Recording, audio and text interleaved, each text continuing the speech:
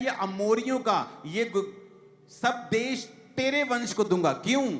क्योंकि वो उन अब्राहम उस बेटे की संतान थी जिसको परमेश्वर ने ब्लेस किया था, जिसने अपने बाप को नंगा नहीं देखा था। और परमेश्वर ने कहा ये जो पापियों का वंश है, मैं ये सारे देश, इनके देश मैं तेरे वंश को दे दूंगा। आज पाप में जीवन बिताना बड़ा आसान है। किसी को मालूम नहीं होगा कि आप अंदर घुस के क्या कर रहे हैं, लेकिन इसका मतलब ये नहीं तभी गुनाह का रिजल्ट आएगा या तभी आप डाउन होंगे, इसका मतलब ये नहीं है।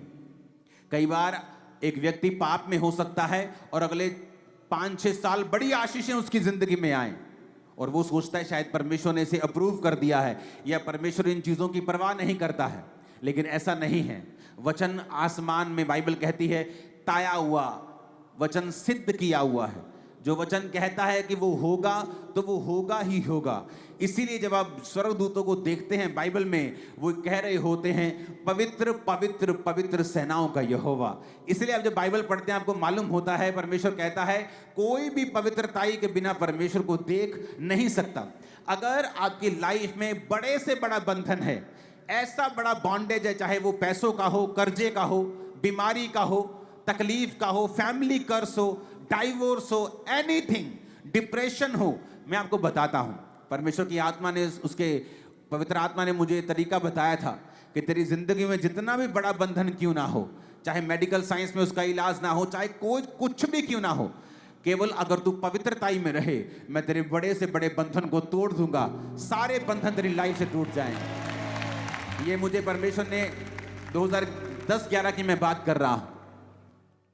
जब आप सेवकाई में होते हैं, आप टीन एज से प्रभु के साथ हैं, आप जवान हैं, टेम्पटेशंस हैं, परीक्षाएं आपको घेरना चाहती हैं और उधर से बॉन्डेज भी दिख रहे हैं, बंधन भी दिख रहे हैं और आप बीच में खड़े हैं और आपको पता है कि मैं अगर पाप में जाऊंगा तो ये बंधन बने रहेंगे जो कोई नहीं जानता। दुनिया के सामने आप सक्सेसफुल हो सकते हैं, लेकिन अंदर आप परमेश्वर के सामने क्या है ये आप जानते हैं। तो परमेश्वर की आत्मा ने कहा था कि अगर तू ये बंधन टूटते हुए देखना चाहता है तो पवित्रताई में तुझे जीना होगा। पवित्रताई एक गुण नहीं है, एक गुण नहीं है, पवित्रताई एक हथियार है जो खुदा ने आपको दिया है। लोगों को लगता है परमेश्वर पापियों के लिए आया तो अभी भी पाप कर रहे हैं। चर्च में आने वाले लोग 8-8 साल से अभी भी व्यभिचार में हैं, चर्च के ही लड़के लड़कियों के साथ। इमेजिन करो, और वो सोचते हैं कि अभी तो हमें सुख मिला है, अभी तो हमें सेटिस्फेक्शन मिली है, लेकिन वो बाइबल कहती है नाग दोना सा कड़वा रिजल्ट देगी ही देगी, क्योंकि जो व्यभिचार करेगा उसके नाम धराई, बाइबल कहती है उसकी बेइज्जती कभी मिटेगी नहीं। तो परमेश्वर ने हमें एक तरीका दिया है कि अगर तुम्हें अपने लाइफ में से बंधनों से बाहर निकलना है, तुझे पवित्रताई में चलना होगा। बहुत से लोग कंप्लेंट करते हैं कि जब मैं चलती हूं परमेश्वर में, मैं चलता हूं, मुझे गंदे ख्याल आते हैं, मेरे मन में गंदे विचार आते हैं। आप उन्हें बंद कर सकते हो। कैसे? गंदा देखना बंद करके। अपने मोबाइल पर गंदा देखना बंद कर दीजिए, सामने लाइव गंदा देखना बंद कर दीजिए। शैतान के अटैक आप पर कम होते होते पूरी तरह से बंद हो जाएंगे, आप इस चीज से पूरी तरह से फ्री हो जाएंगे। और जब आप व्यभिचार से, पाप से, इस गंदगी से और पाप के विचारों से, चोरी से, इस सारी चीजों से फ्री हो गए, तब आपकी लाइफ एक ऐसी तरह से सेटल हो जाएगी कि आपकी लाइफ में सामने बड़ा पहाड़ भी क्यों ना हो, मैं आपको बता रहा हूं परमेश्वर खंड खंड टुकड़े टुकड़े उसके कर देगा। मेरी लाइफ, ये नोट कर लो, मेरी लाइफ की टेस्टिमनी है, खत्म कर देगा परमेश्वर उसको। वो कितना बड़ा बंधन क्यों ना हो, सदियों से चलता क्यों ना आ रहा हो, आपके वंशों से चलता क्यों ना आ रहा हो, आपकी नानी, आपके माँ, आपके सब, आपके फैमिली के जो माता हैं, आपके नानी हैं, डाइवोर्स या फैमिली इश्यूज या मैरिटल प्रॉब्लम चली हैं, आपकी लाइफ में हो रहा है, जस्ट पवित्रताई में जीना शुरू कर दो। इसलिए तो परमेश्वर ने कहा कोई पवित्रताई के बिना मुझे देख नहीं पाएगा। इसलिए दूत कहते हैं पवित्र पवित्र पवित्र, क्योंकि पवित्रताई एक हथियार है, एक वेपन है आपके पास। आप इस वेपन को यूज कर सकते हो शैतान के खिलाफ, उसके किंगडम के खिलाफ। आप देखोगे पवित्रताई में जीने वाले लोग, परमेश्वर ने कहा मैं दुश्मनों के गढ़ में तुझे बढ़ाऊंगा और कोई तुझे टच नहीं कर पाएगा, कोई तुझे छू नहीं पाएगा। मैं उनके मध्य में, भाइयों के मध्य में तेरा अभिषेक करूंगा और दुश्मनों के सामने, तेरे सामने मेज बिछाऊंगा। उस मेज पर दुनिया की हर एक अच्छी वस्तु तेरे मेज के सामने होगी। आमीन। ऊंचे वाला चाहिए चर्च। हालेलुया। ऊंची आवाज में हालेलुया बोलो जरा। तो ये बात तो जज करना बिल्कुल छोड़ ही दो कि मैं व्यभिचार में था तो मुझे आशीष मिली है, ये तो छोड़ दो।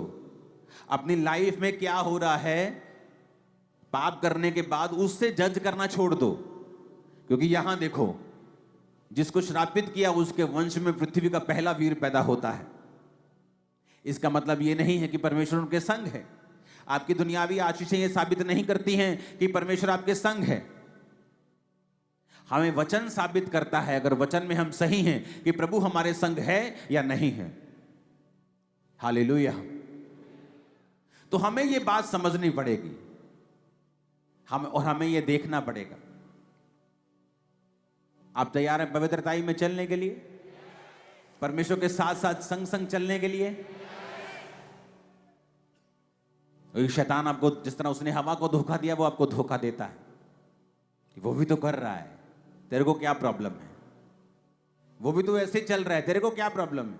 दाऊद को वो बोलता होगा, तेरे भाई भी तो पाप करते हैं, राजा की सेना में देख कितनी अच्छी पोस्ट पे हैं, सब आते हैं, सब सूबेदार जी करके बात करते हैं, सब थानेदार जी करके बात करते हैं, पाप में है। देख तू, देख धर्मी बना फिरता है, कभी भेड़ चराता है, कभी गाय चराता है, सारा दिन धूप में पाले में रहता है, तेरे पास क्या है? देख वो पाप करते लेकिन फिर भी कितना आनंद में जीते हैं। लेकिन उनको ये मालूम नहीं था कि परमेश्वर ने उनको परखा और फेल पाया, और दाऊद को परखा और पास पाया, और उस देश का राजा बना दिया जिस देश का वो चरवाहा था। शैतान आपको थोड़ा दिखाकर बड़ा ले लेता है, छोटा दिखाकर बहुत बड़ी चीज ले लेता है, क्योंकि परमेश्वर के पास वही है जो आपके लिए बेस्ट है, और वो इतना बड़ा है जितना आप सोच भी नहीं सकते। दाऊद को मालूम थोड़ी था वो उस देश का राजा होगा, उसको कभी सपने में मालूम नहीं था ये बात, लेकिन उसे ये मालूम था कि चाहे मेरे भाई पाप करके भी अच्छी पोस्ट पे हैं, लेकिन मैं अगर पवित्रताई में जी कर भी छोटी पोस्ट पे हूं, तो मुझे इसी पोस्ट में परमेश्वर के साथ रहना है और उसको प्रसन्न करना है। एक बार इतनी जोर का हालेलुया बोलो, शैतान के कान हिला देना।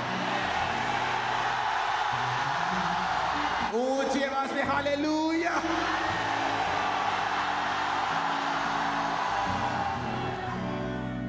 आज खुदावंद ऐसी आर्मी को ढूंढता है जो पवित्रताई में चल सके, और फिर आप इस्तेमाल होंगे जबरदस्त रीति के साथ। आपकी प्रेयर सुनी जाएगी जबरदस्त रीति के साथ। आप सफल होंगे, मैंने कहा आप सफल होंगे इन जीसस ने।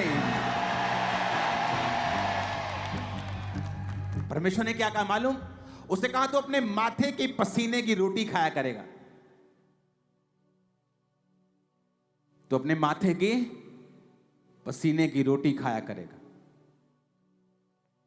औरत को कहा मैं तेरे गर्भवती होने के दुख को बहुत बढ़ाऊंगा, तो बहुत पीड़ित होकर बालक उत्पन्न किया करेगी। और आदमी को कहा तू पसीने, माथे पसीने की तू एफर्ट करेगा, तू जितना बोएगा उतना फल नहीं आएगा। आज हर घर की कहानी है, जाके देख लो। बहुत काम करते हैं, फल नहीं आता, काम बहुत करते हैं, रिजल्ट नहीं आता, कर्जे में है। और जिस दिन आप पवित्रताई में जीना शुरू कर देते हैं, आप मेहनत करते हैं, फल 100 गुना आता है। एक एक कर्ज परमेश्वर ने हमारी लाइफ से दूर किया है। 2015 में जब मेरी बेटी का जन्म होना था, तो डिलीवरी डेट आ चुकी थी, लेकिन हम चर्च में मीटिंग कर रहे थे, संडे का दिन था, तो संडे में मीटिंग कर रहे थे। तो संडे जब घर गए तो हल्की सी पेन स्टार्ट हुई, तो हमने कहा वेट करते हैं। सुबह तड़के डॉक्टर के पास चले गए डिलीवरी के लिए। तो डॉक्टर का घर ऊपर ही था हॉस्पिटल के। उसने कहा कोई बात नहीं, अभी पेन्स होंगी, अभी ये होगा वो होगा, थोड़ा देखते हैं, उसके बाद फिर बेबी डिलीवर करेंगे।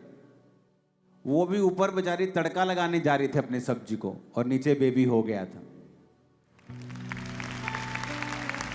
विदाउट पेन इंजेक्शन के, विदाउट पेन किलर इंजेक्शन के, तब भी पेन नहीं हुआ।